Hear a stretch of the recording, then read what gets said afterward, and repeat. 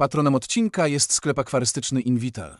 Patronem odcinka jest Myciok Akwarium, producent akwarii. Patronem odcinka jest Skalar, sklep akwarystyczno-wędkarski.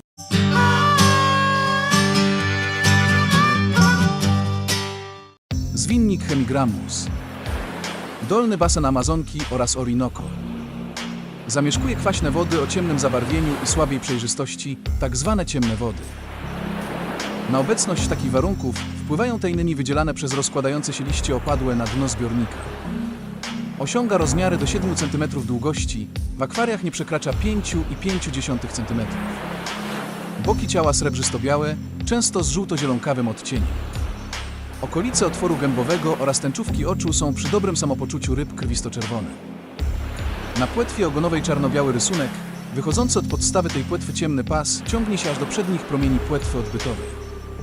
Pozostałe płetwy bezbarwne, pierwsze promienie płetwy odbytowej lekko żółtawe. Dymorfizm płciowy słabo zauważalny. Samica jest przeważnie nieco większa i ma bardziej wydatny brzuch. Samiec mniejszy i smuklejszy.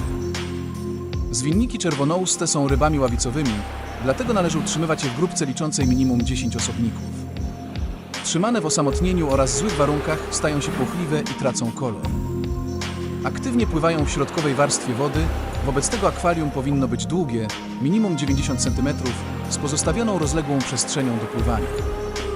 W ich naturalnym środowisku roślinność wodna jest skąpa lub nie występuje wcale, dlatego nie jest wymaganym elementem aranżacji. W celu jak najlepszego odwzorowania naturalnych warunków środowiskowych ryby należy jako podłoże użyć piachu rzecznego, a na nim umieścić korzenie oraz suche liście, które po uwolnieniu tejnyn zabarwią wodę na ciemny kolor.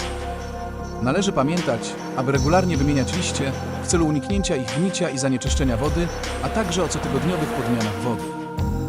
Zwinnik czerwonousty to ryba o łagodnym usposobieniu, dlatego może być trzymana z innymi gatunkami ryb o podobnych rozmiarach i wymaganiach takimi jak miani, różne gatunki kirysków czy małe zbrojnikowate.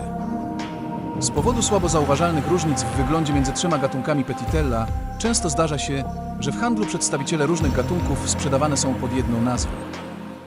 Z tego powodu w wielu akwariach mogą funkcjonować ławice wielogatunkowe, składające się zarówno ze zwinników czerwonoustych, jak i zwinników blechera.